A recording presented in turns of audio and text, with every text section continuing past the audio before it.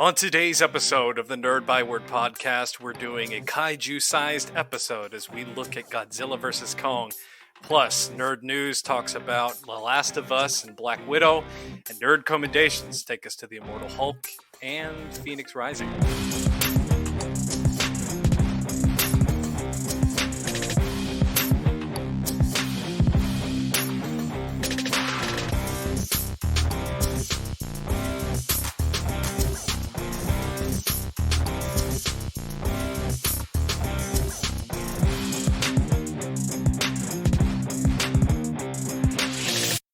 Konnichiwa, and welcome to a kaiju-sized episode of the Nerd Byword. Today we are all set to break down our thoughts and reactions to the latest MonsterVerse blockbuster, Godzilla vs. Kong.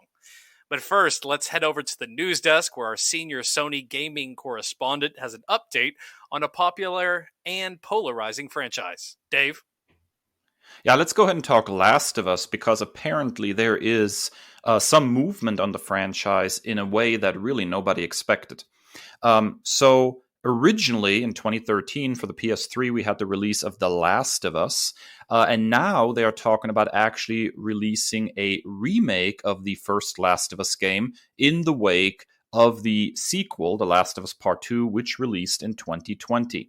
Now, according to Bloomberg, it appears that within Naughty Dog, there has been sort of a small group of developers that have been working sort of quietly on this project for a while. According to Bloomberg, this group has been referred to as Naughty Dog South, jokingly internally. But now Sony's actually putting a little bit more money where their mouth is and is actually fully backing this project, and more developers are working on it. And so it appears that there is a remake in development now with Naughty Dog proper at the helm, with Sony's full financial backing for a full PS5 remake of The Last of Us. And I have to ask the question, why? I'm kind of perplexed by the decision to actually remake the first Last of Us game. Now, admittedly, the game came out in 2013, so, obviously it's been 8 years and technology has changed. On the flip side, though, there was a very successful, very beautiful remaster of the first Last of Us that was released to PlayStation 4. Now, you add to that the fact that The Last of Us Part 2 was, well, as you mentioned, quite polarizing when it was released, and a lot of fans were unhappy with the direction that the sequel took.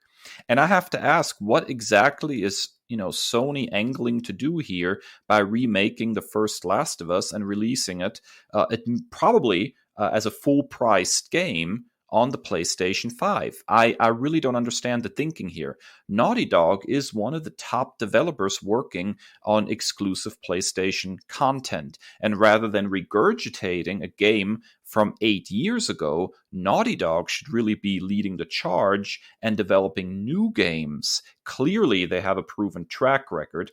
Clearly, they could be making sequels to other games rather than remaking this one, or even bringing in some new intellectual property. I just don't understand Sony's obsession with the first Last of Us.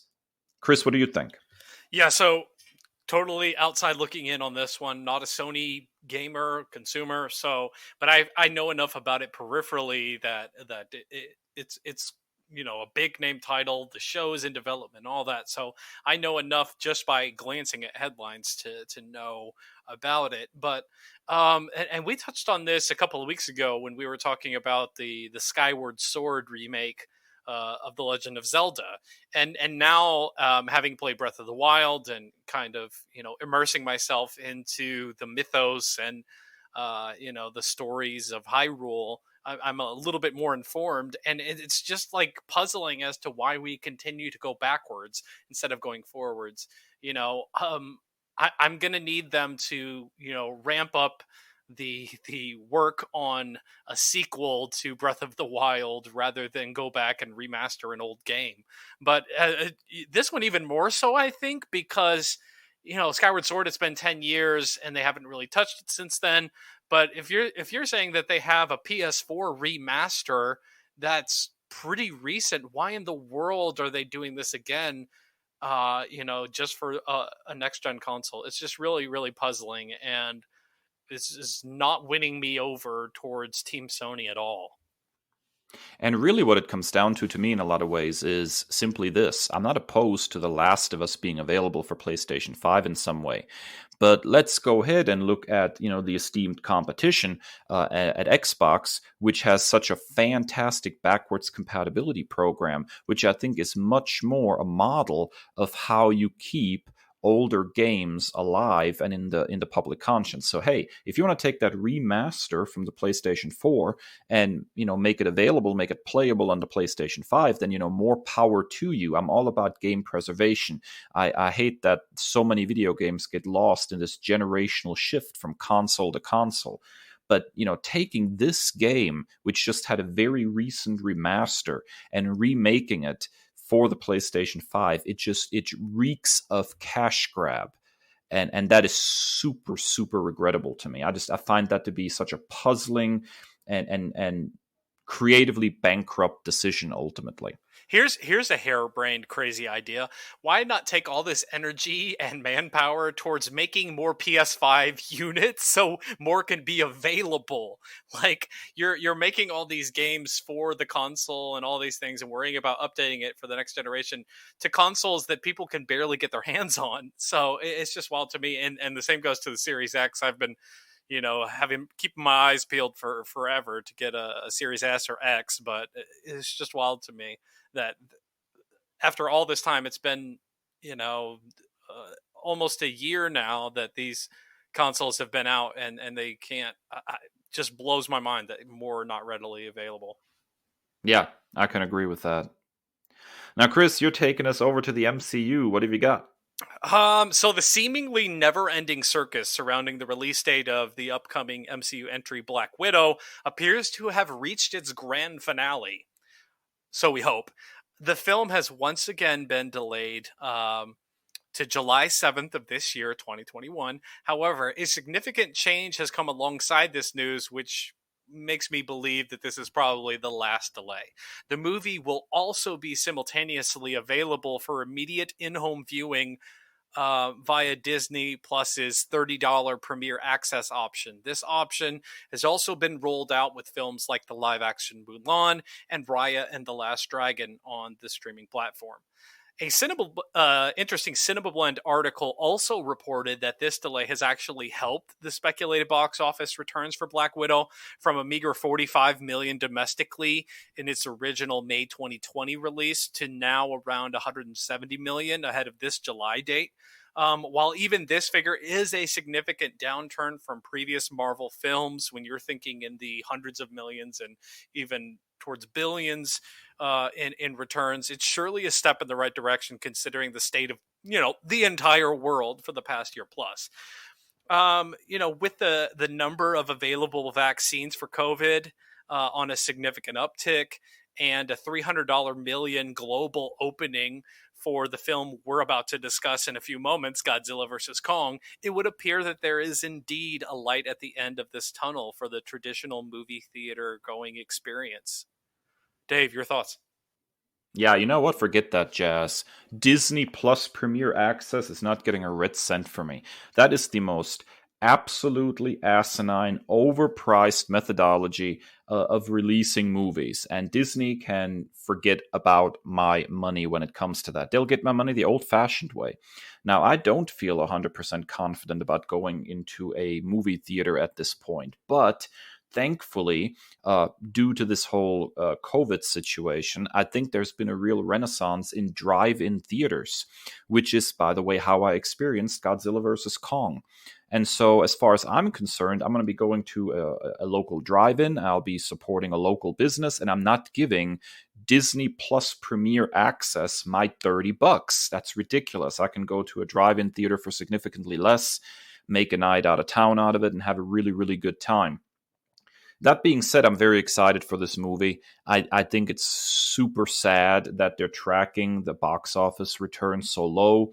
I'm afraid that Marvel Studios is going to use this as an excuse to once again say that maybe, female-led superhero movies don't really put butts in the seats, which, as far as I'm concerned, they do. I was a big fan of Captain Marvel. I enjoyed that movie a great deal. I can't wait to see Black Widow. I have been salivating to watch this movie for quite a while, ever since I saw the first trailer. It looks very, very good, has a fantastic cast. So I'm all there for that. I am not there for Disney Premiere Plus access. $30. When you look over at the Warner side and they're taking these movies that they're releasing simultaneously on streaming and in theaters, and they're doing that without an additional charge on their streaming platform, that is how it's done. Yeah, I tend to agree. I much prefer, I'm a bit of an oddball. I much prefer viewing things at home. I'm not very much into the theater going experience. It's, unless I'm going by myself or something, or with a couple of other friends, but I'm very much content to just sit at home and enjoy something, in the comfort of my own home, and not having to leave. But you're making the pitch for the drive-in, and I might be sold. Vaccination does not equal complete immunity, so I'm still super cautious. I'm not just throwing caution to the wind. I'm still super, super careful, and I'm not just running to every movie theater. I wasn't in the first place, but I'm also very, very excited to see this. Especially this $30 early access thing. It's wild to me because, at least it has been the case with Mulan. If you could just wait 3 months, they just put it on Disney Plus regularly. So why not just wait? I know with MCU films and things like that, it's like kind of like the water cooler of the modern era to just know and keep up and avoid spoilers and everything. But $30 is a pretty high price for me. Yeah, I totally agree. I read that and I thought to myself that is steep, guys. You have a good product there, but you know what? You can't just charge whatever in the world you want to. All right, that wraps up our nerd news segment. Stick around after this, our first break. We're going to be coming at you, Godzilla versus Kong.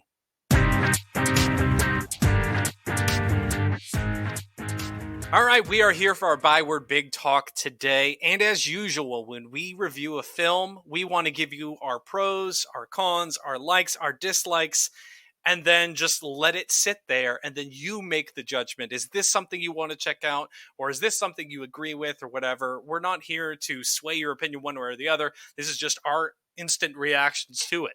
So 3 likes, 3 dislikes. Dave, what is your first like about Godzilla versus Kong? Well, Godzilla, obviously. I mean, seriously, man, Godzilla is my main man. I have been a huge Godzilla fan for pretty much most of my life. I watched all of the old Toho movies, usually with my dad. And so I've seen all of these movies multiple times. I have a very vast DVD and Blu-ray collection of Godzilla movies. I'm a big kaiju fan in general. But Godzilla, for me, is sort of the ultimate and has been a major source of entertainment in my life. And I have to say that if this MonsterVerse, these series of movies, have anything going for them, ultimately, I think it's just that they, for once, seem to get Godzilla. I really need to explain what I mean there. I remember the first time an American studio tried to make a Godzilla movie, and that was, of course, Roland Emmerich's Godzilla back in the late 90s, which didn't look like Godzilla, didn't feel like Godzilla, didn't smell like Godzilla, didn't have, atomic breath like Godzilla. It was just basically a very large sort of T-Rex looking lizard in what seemed to be more of an homage to Jurassic Park than anything else. But this time around, they get Godzilla. The look is right. The design just rocks. It honors the past. It captures the character's essence. The characterization of Godzilla, and yes, he has a personality. The characterization works. It draws on multiple incarnations of Godzilla. There have been Godzilla movies where he's this force of nature and destruction, and he's really the antagonist of the story. But there have also been Godzilla movies where he's a protector and he's the protagonist of the story. And I think the MonsterVerse has done a decent job to sort of split the difference. and give us this sort of semi-benevolent force of nature, basically. Um, Now, Godzilla gets shortchanged in this particular movie when it comes to having, some kind of arc, but he feels plenty expressive and even emotive. Even though, according to some interviews I've read with the director, Toho did not want Godzilla to emote in this movie. But still, there's something about the shots of his face and his facial expressions, like you can kind of read something there. And his power level was awesome here too. I love the scene where he basically uses his atomic breath to drill from Hong Kong down to the hollow earth to find Kong. So Godzilla, to me, was a huge strong point of this movie. As a longtime fan of the character, I think they did a very good job capturing the visual and also the sort of personality essence of the character. So yeah, Godzilla.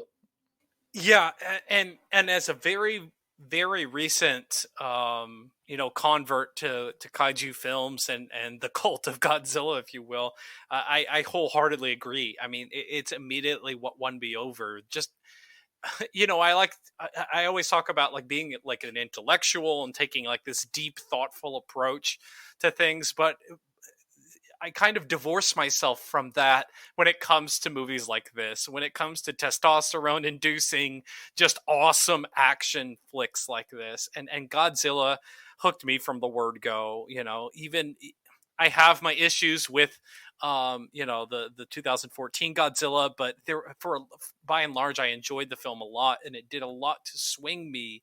In preparation for this film, I did a binge of the entire MonsterVerse, and I was hooked immediately, and I was ready to go. Just like the whole mythos surrounding Godzilla, and just the homages to Japanese culture, it was really tastefully done, and in that first film, and so I was glad to see some justice rendered. And I'm going to get into that with some of my dislikes, but some justice was rendered for Godzilla, and he looked freaking awesome.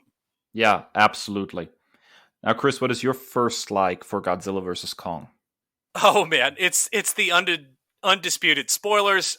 We didn't mention this at the top. Full spoilers. If you haven't seen Godzilla vs Kong, go watch it and then resume this episode. My first like and the overwhelming sensation and reaction that I had coming out of viewing this film was the undisputed result of who was the apex predator, who was the king of the monsters, and Godzilla is the clear winner. He is the GOAT. He is the best. And particularly the scene where he does the full Captain Morgan foot on the chest pose on King Kong. And and I heard another podcast talk about it. It's like when you fight with your siblings and you just have your foot on their chest like that. It was like two siblings, and it's just like, I'm going to hold you here until you admit that I'm the better fighter. I'm the best. You have to admit it. And just that stunning visual for me was everything. So I am very, very happy. They cut the and Godzilla is the clear winner. Yeah, I know. I'm going to totally agree with you there. I kind of went into this movie feeling odd about it. I mean, I know there was an old Godzilla versus Kong, but the context of that movie was a little different. But in this particular context, just having seen the previous Godzilla movies and then Kong Skull Island, it seemed to me like there was just no way that a giant ape can keep up with this ancient force of nature Godzilla. I mean, it seemed like such a mismatch. Now, they did a good job making the fights entertaining and all, and I'll talk more about that later. But to me, it was a foregone conclusion that Godzilla should be victorious here. I mean, they had to literally shock King Kong's heart back into beating. He was basically a goner. Dead. Yeah, he was a goner. Dead. So there was no way that this wasn't the right ending. It was absolutely the proper choice to make it clear that Godzilla was the king of the monsters. Yeah, I totally agree with that. All right, Dave, so this one is really interesting to me to see on your likes list, and I'm very curious and excited to dive into this. What is your second like about this film? I actually kind of enjoyed Kong's relationship with the little girl in the movie. I like the idea of tying in the whole deafness and sign language thing in with it as well. Kong has historically been the creature more associated with building a relationship with a human. Substituting a little girl instead of a beautiful, fully grown woman works really well for me. I think it takes some of that general creepiness out of that kind of hung over some of the other King Kong movies when he snatches, some beautiful woman. I think particularly like of the 1970s version, I think that featured like Jessica Lange or something. There was always something really creepy about how King Kong touched her in that movie. Kind of just gave me the willies. So kind of going with a relationship that has a little bit more innocence to it, I think did King Kong wonders here. I think it worked really well for his character. And although the girl didn't really have enough to do, but look worried, I was overall happy with the choice of giving at least one of the kaiju sort of a human anchor, and having some kind of relationship with the humans, because, and we'll get into this later, most of the humans in this movie were basically wastes of space. It would have been more fun if they would have leaned even stronger into that relationship and maybe imperiled the girl in the final showdown or something, have Kong try to rescue her, kind of, crank up the emotional content a little bit. But other than that, I would say overall, I was pleased with the change up of how Kong forms a relationship with a human compared to some of the previous movies. Yeah, so I'm going to save the crux of this for my first dislike, but I wasn't crazy about this because I felt like this was a trope that I had seen before. Just the whole like almost touching fingers thing. Like I was like, man, I feel like I'm watching Mighty Joe Young again.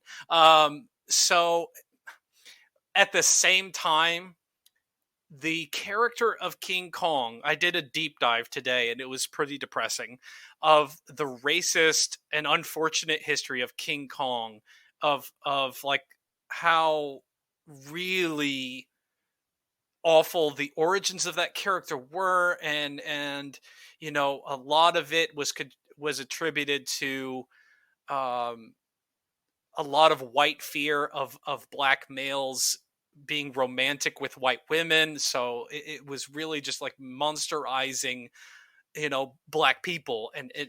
So I do appreciate like them pivoting to that and handling it really well, to like this sweet, tender, genuine relationship with this little girl. And so that was a huge relief, as silly and as campy as it was sometimes to see that play out on screen. Also, as a father, I was like, why in the hell are they putting this little girl in danger? So I was worried for her, and I was angry that the adults in the room were being irresponsible.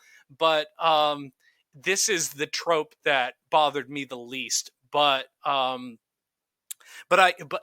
won me over a little bit by the points that you made as well. And I think that it was a very much needed update, because even in this, I know that Skull Island is a real well liked film by a lot of people in the Monsterverse, but there are some really uncomfortable racist overtones in that film that I was cringing most of the film. And I thought that this was a really important update to the entire Kong centric story, and it made me very, very happy to see that it kind of had shifted. Yeah, and I can agree with that. There's obviously there's a lot of problematic stuff in the history of King Kong. So pivoting away from that, I think, was the right choice ultimately. Now, Chris, what is your second like for the movie? The movie's just freaking beautiful, man. It's just stunning. It's so well done. I'm gonna need the other folks at Warner to take a note when it comes to CGI. Like, hint hint, elbow in the rib cage. This is how you do CGI. If they can make the MonsterVerse work, largely using CGI monsters, this is how you do it. So it was really, really beautiful. I have my issues with the Hong Kong connection, and I'll touch on in a bit, but the fight scenes in Hong Kong were just gorgeous. The fluorescent neon lights, it was bright, and you contrast that with the neon blue of Godzilla's spikes and all of that, and it was one of the most gorgeous films that I've seen, and it may get me out of the house to actually go watch this on the big screen. This might be the one. I know a lot of purists are like, you have to watch it on the big screen. This might be the one that I actually believe that for. Well, you know what? I'll come around to that and say, yeah, this looked really good on the big screen. As I mentioned earlier in this episode, I watched this at a drive-in theater, and it was pretty darn stunning. I have to say, I was very very pleased with it. Um, I think, and this will come around to something else I'm going to mention. I think, though, one of the reasons that the special effects were so very good in those scenes where Godzilla and King Kong were present is because there weren't that many. It feels like the movie followed the human characters an awful lot, and so by cutting down on the amount of CG, perhaps they were able to kind of invest more time and money into those scenes to make them count the most. But yeah, it was absolutely gorgeous, and I really, really did think it looked fantastic on the big screen. All right, Dave, you hinted at it, but what is your final like for the film? You know what? It comes down to the fights. There weren't enough fights, but what fights were there were really darn good. Kaiju movies basically come in two flavors. They're either disaster flicks or they're battle flicks, and this one was clearly a battle flick, predominantly. I wish there would have been more fighting between kaiju, honestly. I think a lot of the Toho movies have done this better and had, longer fight scenes and really, kind of got into the psychology of the fights and had, multiple rematches and everything. But what was here was good. I really enjoyed the water-based throwdown because Kong was so very clearly out of his element and was still trying to hold his own. The visual of Godzilla tearing through those ships was fun. And as you mentioned, thanks to the lighting, the Hong Kong fight was really, really fresh compared to fights that have happened in previous MonsterVerse movies. Now, the Mechagodzilla fight at the end that King Kong won really fell flat for me, but I have multiple reasons for that I'll get into more in the dislikes. But as far as the fights we got between Kong and Godzilla, I enjoyed them a great deal, and I thought they were really, really well made. Yeah, that was a big thing that I was looking for coming in. The name of the film is Godzilla versus Kong, so I'm thinking these fight scenes have to be on point. And I totally agree with the ones that you said. They did not disappoint. They absolutely delivered on their main thing. It was really interesting. I saw an interview, and I was going to reference this later, but this seems apropos right now. The director of the film said that he does not see Godzilla as like a good guy or as like a hero, and I was like, oh, wait a minute. So I clicked. They got me with the clickbait. But the quote in full context, and our WWF Attitude Era fans will appreciate this one. He always sees King Kong as Mick Foley's Mankind, and he sees Godzilla as the Undertaker, and that totally makes sense to me with how they portrayed it in the film, and it added an extra layer to the fight scenes because it was absolutely pitch perfect for those fight scenes. It was like I was watching, Undertaker throw Mick Foley off of the top of the Hell in the Cell. So I totally dug the fight scenes as well. Every time you drop a wrestling reference, I feel like we need to have an episode where we talk wrestling because I was a big fan in the Attitude Era myself. So it's been a hot second since I watched it, but I feel like there's an episode in there somewhere. All right, Kris, what is your final like of the movie? I think that there are a lot of attempts to kind of ride the coattails of what the MCU has done and make these connected universes. And, for large swaths of it, it doesn't work for me. It doesn't quite mesh. And that's not me being, a biased MCU fanboy, because I have my criticisms of the MCU. But I was really happy to see the culmination of this connected universe and the potential for future films. I'm excited to see what they do with the Hollow Earth. This is literally an entire new world that we can explore. So I was happy to see like this big payoff that I binged, but so many people have been watching for years, waiting for this moment, and it was really cool to see people excited about this final climax of this film universe. And then not just like, okay, and now we're done. It's like there's storytelling potential out the wazoo here, and I'm super excited to see where they go, in the future.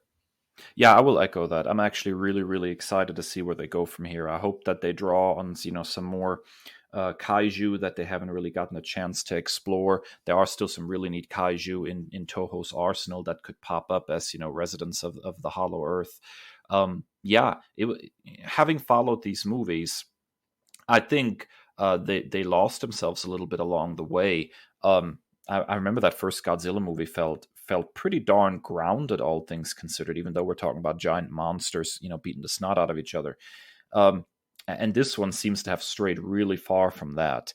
But at the same time, I think there's potential for perhaps a monsterverse that is willing to go a little bit over the top in the way the Toho movies do, and that excites me. I'd like to see them go, full force Toho and see what they can do with, the kind of money and backing and budget that they have to pull off these special effects. So yeah, I'm excited for the future as well.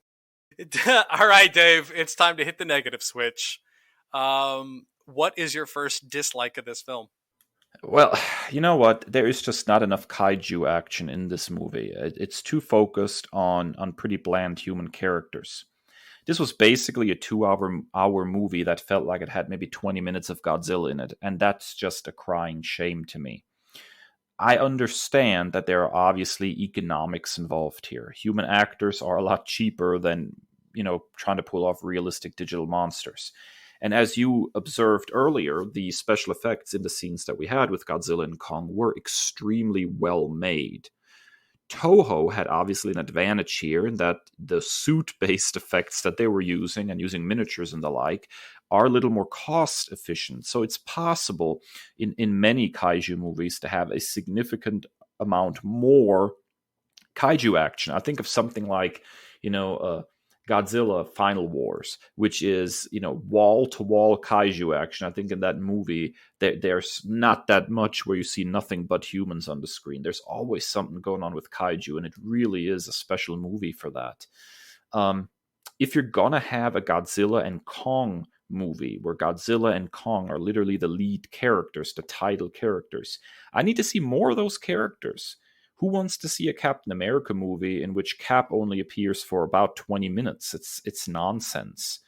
Also, if you're going to focus on human characters, let's make sure they're actually interesting, but I'll talk more about that later. All right, here's another wrestling reference. When it comes to the human characters of those movies, they need to know their role and shut their mouth because it's too much. Like I was inspired to watch the original 54 Godzilla on HBO Max, and like there is a little bit of building, but for God's sake, it's the origin story, so you're gonna have that. But like, once Godzilla starts coming around, it's like far and few between of those human scenes, and their roles are on the sidelines just saying, oh my god, he's destroying everything. That's what you're supposed to do as a human in a Godzilla movie. And that's even with my limited experience. Know your role, shut your mouth, get off my screen. Yeah, that's exactly right. And again, I understand that there's economic considerations there, but I cannot believe, given that they had a pretty good sense this movie was going to do well based on the performance of previous MonsterVerse movies, that they couldn't have put a little bit more towards having more Godzilla and Kong scenes and focus a little more tightly on those characters. But, what are you going to do? Chris, what is your first dislike of this movie? For me, it was the anti-Godzilla propaganda. Like and that's part of like having way too much screen time for the humans too. Like it was just all like, let's humanize King Kong, and like, oh my god, he's getting beat up, poor Kong. Like I kept thinking of the Simpsons meme where like, stop, he's already dead, and like the humans have to intervene and like, give him the whatever that thing is. I don't have a medical background, and shock him back to life. And the AED, the defibrillator.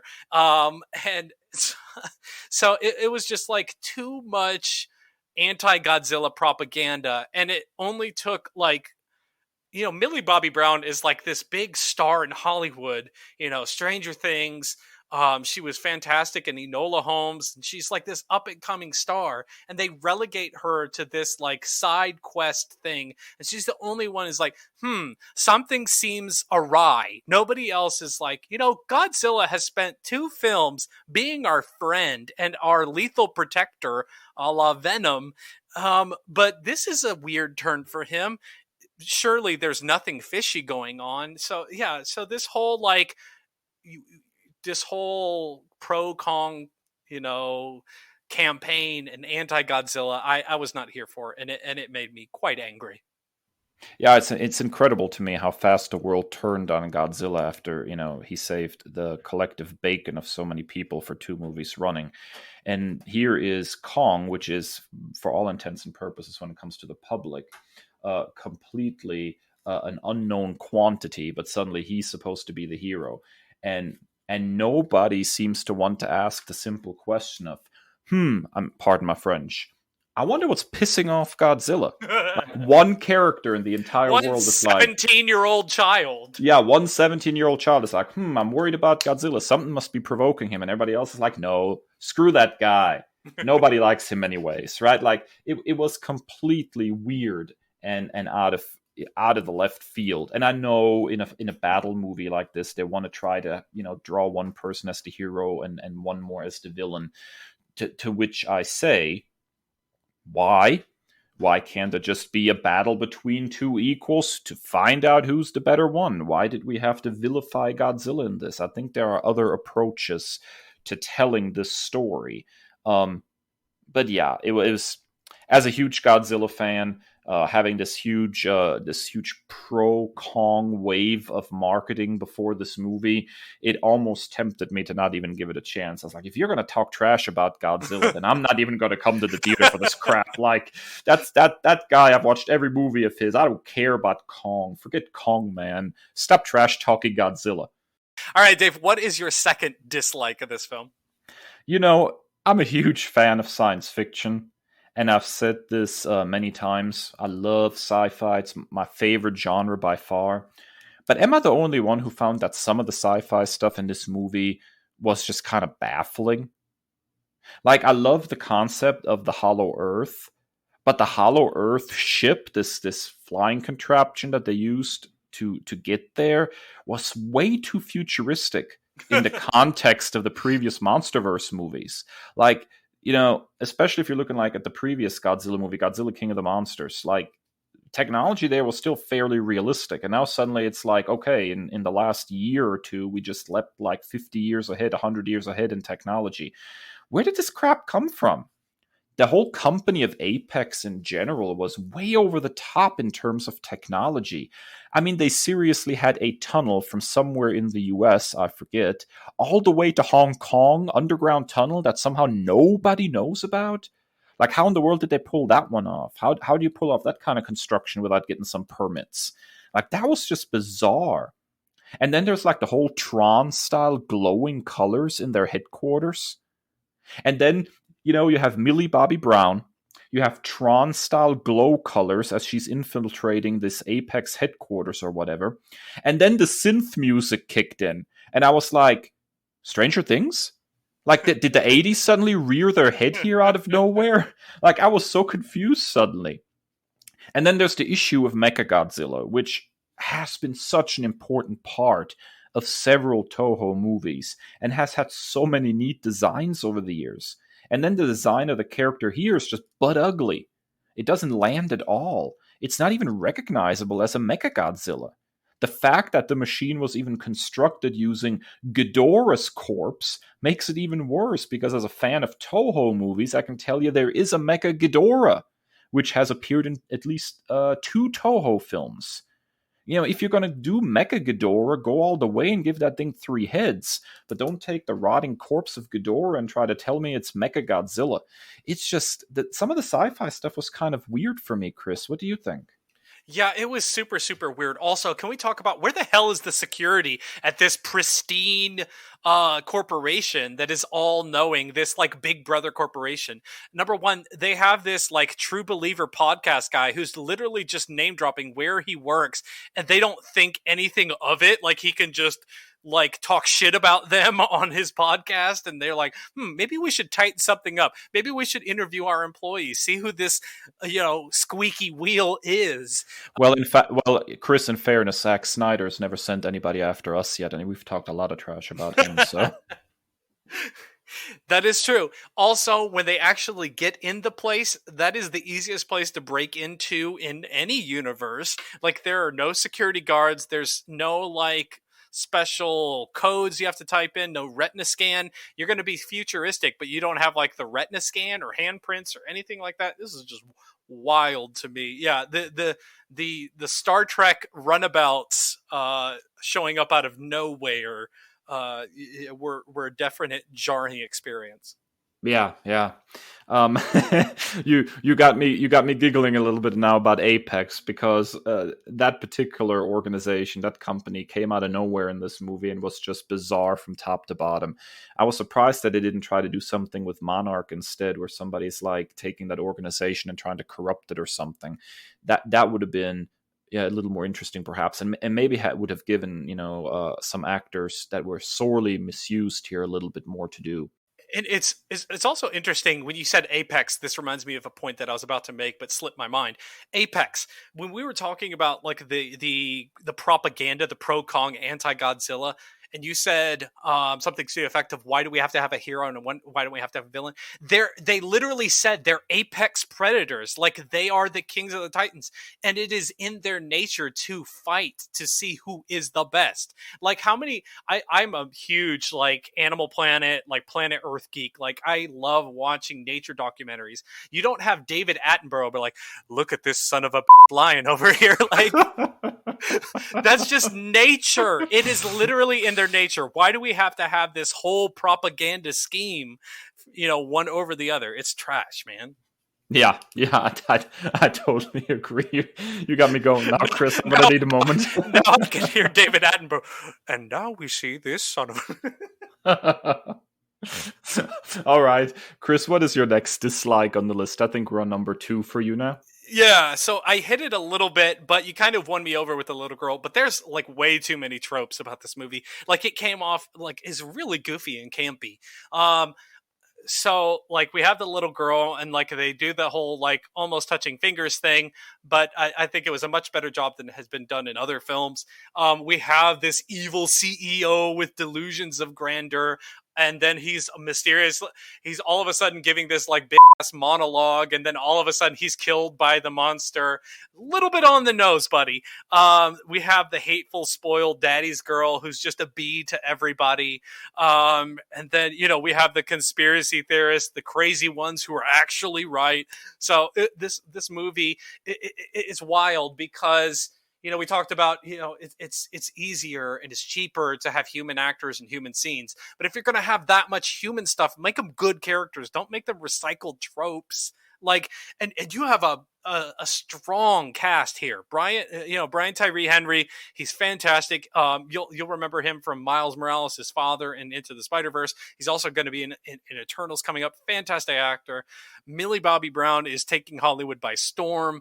Like, there are so many talented actors in this movie, and they were just given goofy material to work with.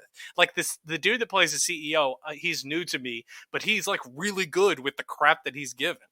I can totally 100% agree with you on this, Kris. The tropes were strong with this one. It did not really try to pay outside of the lines of some of the most typical, tropes that you can come along. Yeah, the evil CEO thing. How often have we seen that at this point? And I'll have something to say about the hateful, spoiled daddy's girl here in a moment, but that's a whole nother story. The conspiracy theorist stuff. I totally agree with you. I think there would have been. Draw outside of the lines a little bit. I mean, these human characters need to be interesting if we're going to spend so much time with them. I totally agree, Kris. All right, Dave. Final dislike of the film. What you got? To me, Kris, the story never quite coalesced. I mean, the fighting between Kong and Godzilla was fun, but they put a lot of weight in this movie, as we've already discussed now, on the human characters. But it never quite came together on that end.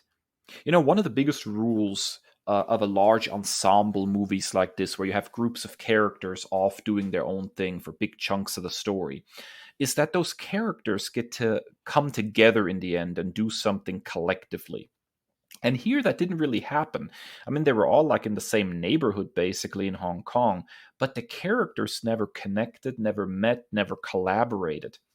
Why, for example, did Millie Bobby Brown's character never meet up with the little girl that had befriended King Kong? How about some smack talk between those two of who was going to win the fight, Godzilla or King Kong? That could have been fun. Or even then them having to kind of mirror Godzilla and Kong and collaborate to solve a problem. You know, Kyle Chandler was wasted here as Millie Bobby Brown's father. He popped up in like 3 scenes and was just standing around looking worried. Let's not even talk about wasted scenes. Lance Reddick was in 1 scene and had 1 line, and that is an absolute crime, and they should be prosecuted for it. Yeah, it's absolutely atrocious how you can do that to a fantastic actor like that. You know, the scientist character, you know, you'll notice that I'm referring to most of these people by their jobs or the actors' names because none of their names stuck with me, not one. But you know, the scientist character who had the whole hollow earth theory and was discredited and laughed out of scientific circles because of it? Nothing ever happened about that. Where's his vindication? The hollow earth is real. Let some scientists grovel before him or something. And you know, Daddy's little girl, as you mentioned, who went on the Hollow Earth mission, I didn't even realize that she was supposed to be the daughter of the head of Apex until moments before she died. And did Daddy ever even react to her death? Because I don't remember an emotional scene where he cries that his daughter got, like, chopped to bits or whatever happened to her again. Yeah, I'm not saying the story of the movie couldn't have worked. It's just that everybody, as you mentioned, was flat, one-dimensional, and tropey, and they didn't do anything with these characters. They didn't move them from point A to point B. They didn't have any fun interactions between them. Characters that could have met and given a dynamic sort of scene with each other never occurred. It's like it never occurred to the screenwriter that some of these characters need to meet, that some of these characters need to have an arc, that they start in one place but they need to end in another. Millie Bobby Brown starts the movie believing Godzilla is a good guy. She ends the movie believing Godzilla is a good guy. And on the path there, she has learned nothing and has changed nothing. The little girl that befriended King Kong started the movie believing King Kong was the good guy. She ended the movie believing King Kong was the good guy. She went through no development, nothing changed, nothing moved forward. Even, as I mentioned, our scientist who basically should be vindicated. Nothing. These people are static. Nothing happened in the story. The thing we came for, 2 giant kaiju beating the snot out of each other, that happened. But if you're going to give me 90 minutes of these human characters, something needs to happen with them, Chris. What do you think? Yeah, for sure. And here's a kicker too. One of my favorite characters, one of my favorite actors in this MonsterVerse, Ken Watanabe's Dr. Serizawa, I felt like this movie was missing him, and I know that he sacrificed himself in favor of Godzilla and King of the Monsters, but I felt like his presence as like this continual Nick Fury-esque connective tissue type person, I thought that it was lacking in here. Cut to the fact that his son is in this movie and we don't even know about it until his brain is already fried. Like, there was such a complete, just like so many floating plot lines, and then it was just like a bunch of flies or gnats when you swat at them, and they just kept flying off in their different directions, and there was no conclusion. You know, I just wanted one person to say, "Let them fight." Like just one. Oh my person. gosh, when he says that in the first, oh my god, it's so good. Oh, goosebumps every time I watch that movie. Let them fight. I love it. I love Watanabe. He is absolutely perfect. His performance in Inception is one of the best things I've ever seen on the screen. Oh, he is just, he's magnetic in everything he does.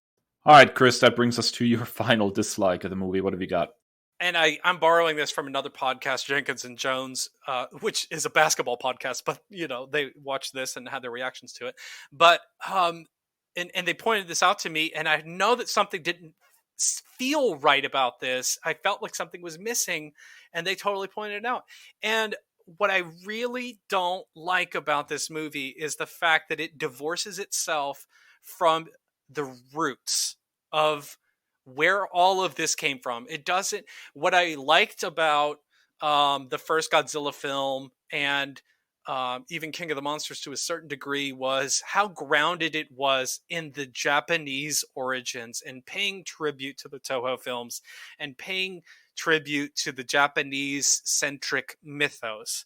And what this film chose to do is lean into the big money markets that were going to pay to see this movie in the in the theaters.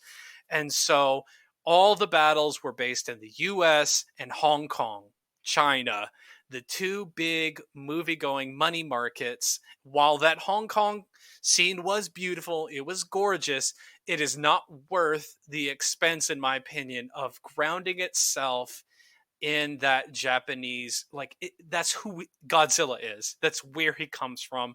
And I felt like it was sorely lacking that grounded nature that you hinted at, from the first film. So I'm quite upset that this was a very non-Japanese product.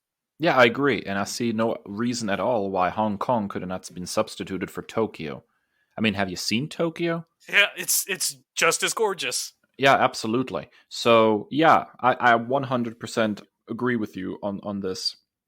I don't understand, especially after, getting rid of this fantastic character in the previous movie that gave it a strong, Japanese connection. To then go ahead and do this, no connection to Japan at all anymore in this movie. I dislike that as well. So yeah, I think the entire climax should have been taking, place in Tokyo, period. And I think that would have gone a long way to righting that particular wrong, Kris. All right, I know that we ended, Dave, on the negative part, so I just want to bring this back and put a bow on it. Your overall grade of the film, how much did you enjoy it or not so much? I enjoyed it more than I thought I would, but I think that is a function ultimately of my long association with the Toho kaiju movies. Those movies are A, generally pretty silly, B, have a pretty nonsense story on the human side, and C, are best enjoyed with tongue firmly planted in cheek.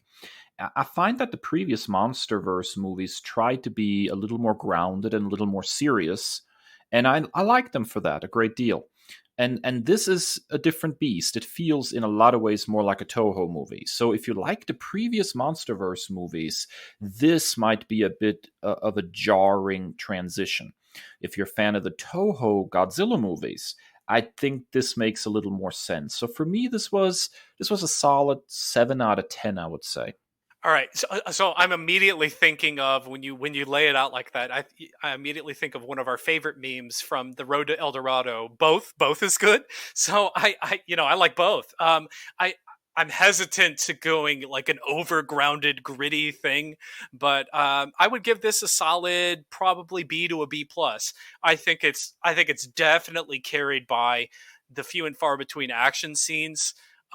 Particularly that round 3 in Hong Kong was just magical, and it was just one of the most beautiful things I've seen in a long time, action wise.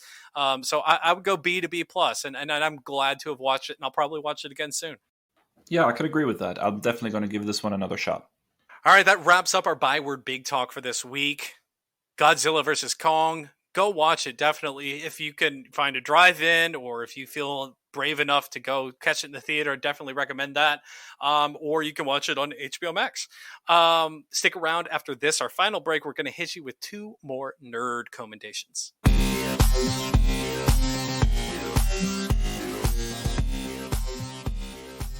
All right, final segment time. We are going nerd commendations. Dave, you're hulking up for this one. What's going on? Yeah, I need to talk for a second about the Immortal Hulk, a series that is actually only about 5 issues away from coming to an end, and it's completely passed me by, and I finally got persuaded into giving it a shot. I'm about 4 or 5 issues into the series right now, and I am absolutely in love. I know there are a lot of people out there that are much further along in this one than I am. Please don't spoil it for me on social media or something. Don't tweet at me with like everything that happens. As of right now, though, I have to say it's probably one of my favorite comic book takes on the Hulk. So in this particular story, a fantastic book that is written by Al Ewing and has art by Joe Bennett. Uh, Bruce Banner is assumed dead, but he is very much alive and is sort of wandering the countryside uh, in the Bill Bixby fashion, I guess, and is sort of looking for wrongs to right. And then he lets the Hulk out to take care of those wrongs. Only, man, this is a little darker, and it seems to be very much tinged with an influence of horror. And that influence seems to be slowly growing as I progress through the issues. The writing is very, very sharp. The Hulk is almost a separate character with his own intelligence. He's not just, Hulk smash. He kind of monologues a few times, and the connection and the dynamic between Bruce Banner and the Hulk is really fascinating in this. In addition to that, the art is absolutely stunning. It's gorgeous. And it just really works as a whole package so far. I'm so excited to be reading this book, and I'm very excited to see where it's going. I'm actually saddened that I know, hey, I'm 5 issues in, and by the time this sucker hits issue 50, it's going to be over, because it's such a good ride so far. It's I cannot say enough good about it. It's probably my favorite take on the Hulk ever. It's spot on with what I would expect from a Hulk book. I love it. Yeah, so the fact that you love this doesn't surprise me. I've also heard great things about it, but I heard that there were definitely like horror influences. I was like, oh god, that's something Dave will love. Um, but I love everything I've read by Al Ewing. He's writing Sword, which is an X book now, Krakoa based book. And I'm really enjoying that, and everything that I've heard about his work is really good. So I'm definitely going to check this one out. I don't think I've ever read a single issue of a Hulk comic, so it's just not a character that I run to read about, unless he's in an Avengers title that I read. But with Al Ewing's name being attached, I'm excited to read his Avengers books. I would go back and read his Ultimates books with, one of my personal favorites, Monica Rambeau, being featured, and Blue Marvel, another underrated, amazing character in the Marvel universe. So Al Ewing is at one of the top of my to read lists. But I'm super excited that you dug this, because I thought this would be right up your alley when I heard what it was about. Apparently, you know me well, because this horror stuff always works for me.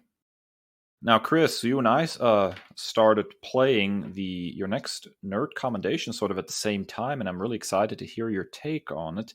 What have you got for us?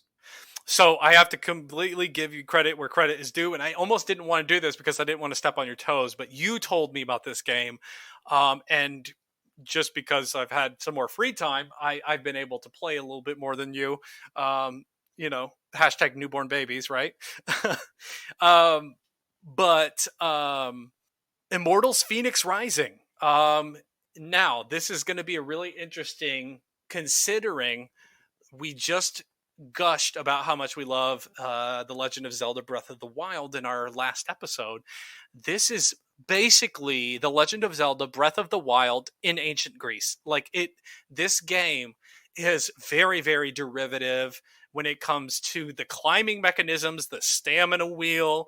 The shrines from Zelda have turned their ways into the vaults of Tartarus in this. So it is very, it's like that meme where it's like, hey, do you mind if I copy your homework? Yeah, just change it so it doesn't look too much like it's very derivative, to the point where like I initially was like, what? But the more that I dive into this and the more that I play it, I really enjoy it. I'm a huge mythology nut, as I've referenced on previous episodes. I really dig it. For me, the best part of this game is the nonstop banter back and forth between Prometheus and Zeus. The writing in this is so sharp, and it's so funny, and there's so many good zingers and puns. It's really great. So just basically set the premise here. Typhon, I believe he's a Titan, but basically Typhon, this powerful being, has thrown all the gods out of Olympus and taken over the Golden Isles. and they're the essences of all of these gods have been trapped away, hidden away. For example, Ares, the god of war, this big bravado muscly man, has been transformed into a chicken, so super emasculating, very funny. Aphrodite has been turned into a tree. Hephaestus has been turned into a robot. So it's just really, really interesting gameplay. Like I said, the by far the best things are the jokes, and they really, really are well done and well written. But I'm probably about 50% done on the main campaign, and then I've got the DLC to look forward to. But thanks again, Dave, for making another nerd commendation for me to make into a nerd commendation. But Immortals: Fenyx Rising, it's a really fun game. Yeah, you know what? I'll echo what you just said. I've enjoyed it a great deal too. I've made no secret of the fact that Breath of the Wild is probably one of my all-time favorite games. And here's a thought that I had while I was playing Immortals. As a teacher, when I see something that another teacher does that works, that captures the kids' imagination, and that helps them learn, I steal that. I'm not worried about it at all. I take that idea and I make it my own, and I do something different with it in the context of my own class, and usually that's pretty darn successful. And I wish sometimes video games would be a little more willing to do that. I think that Breath of the Wild and it kind of innovated a lot of really good ideas. For me, the very first one is just the idea of how they use stamina, the stamina wheel, and the fact that you can literally go anywhere in this world. And so seeing that copy to some extent in Immortals, I think it was the right decision. It is a great mechanic that should be used more often. So I have absolutely no problem with the fact that Immortals feels a little bit derivative, because they did take the formula of what made Breath of the Wild great in terms of gameplay, but then they overlaid a completely different kind of story and a completely different kind of tone over it. And man, the humor really makes this game shine. So the gameplay mechanics being similar to Breath of the Wild, I think, is actually a huge plus here. The developers here were smart enough to see a good thing and say, you know what? This works. I want to try this. So yeah, I love Immortals: Fenyx Rising. From the humor to the very Breath of the Wild like gameplay, it's a lot of fun, and I wholeheartedly second your nerd commendation, Kris. Yeah, it's really interesting that you say that, because in the learning management system that we use where we work, I have been, you let me be an observer on yours. So like a lot of your layout, I just copied and pasted into mine, and this just changed it to Spanish. So I totally did exactly that, and I really feel like that's exactly what happened here. They lifted the same bare bones, but then they tweaked a little things that they wanted to do differently. The first one that jumps out to my mind, one of the controversial things about Breath of the Wild we talked about last week, was the whole breaking weapons, and no weapon is, pun intended, immortal. It can be broken. Even the best weapons in the game can be broken. They did very much went in a very different direction, but a very interesting direction. So just, here's another pro tip about Immortals is no matter this game is fully customizable. So as is popular with most games, you have like set bonuses or gear bonuses. But let's say, and I've been trapped like this before, I like the bonus that, an outfit gives me, but I think it's butt ugly. So you can equip the armor, but then change to get the set bonus, but then like change the visualization so it looks like another piece of armor or outfit that you think is cooler looking. And the same thing happens with the swords and the hammers, and the bows of this. So another feature that I like is with your weaponry specifically is they all stay the same level. So if you like the particular set bonus of one, when you upgrade your swords, all your swords get up, leveled up. And so it's like this holistic thing when it comes to, and it's really different than anything I've seen before in the game, the weapon system. But I really dig how they took like the bare bones of something that was successful and that I love, and then tweaked it in areas that they wanted to just do differently so they could tell a different story. Yeah, absolutely. I can agree with that. It turned out really well, and it's such a fun game. And really not enough people are talking about how very good this game is. It's a lot of fun to play. And it also has other influences. Y'all know how much I love Assassin's Creed. This was like Breath of the Wild meets Assassin's Creed Odyssey with the Greek influence.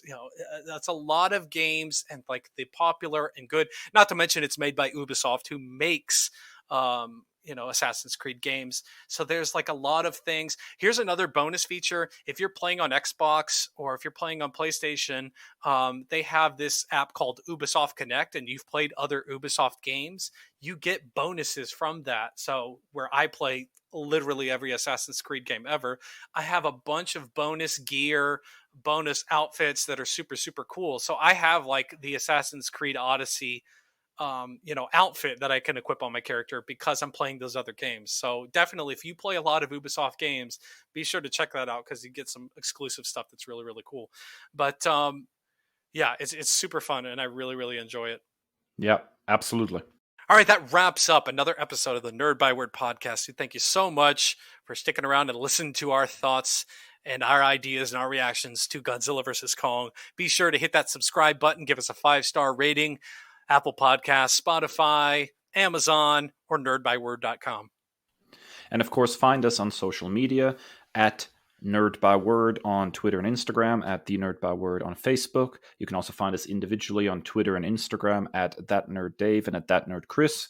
We'd love to hear what you think of the show, some suggestions for what you'd like to tackle in the future. Come find us on social media. And it's hard to believe that we're closing in on our 52nd episode, Dave, which means we've almost been at this for an entire year. It's hard to believe. It feels like yesterday when we were talking about our nerd origin stories. But if you're a fan of The Office like me, I haven't gotten Dave to take the dive yet, but he will. But if you are a fan of The Office, you know all about the Dundies. And so for our 1-year anniversary, we're going to have the Nerdies. We're going to have a lot of podcasts do this about like the year, end of the year rewards, but we felt it was better to do it. This is the end of our year. So we're going to be looking at special awards. What's the best comic you read this year that was from this year? What's the best back bin thing that you found for the first time? So it could be an old book from the 70s or 80s that you read for the first time. Just a bunch of fun awards that we're going to be giving out. So episode 52, coming in 6 short weeks, it flies faster than you realize, is going to be episode 52, The Nerdies. And as always, stay well and stay nerdy. The Nerd Byword is written and produced by Kris and Dave, two nerds with a love of all things pop culture. The podcast features music by Al Jimenez and show art by Ashery Design. Find us at nerdbyword.com and wherever podcasts are available.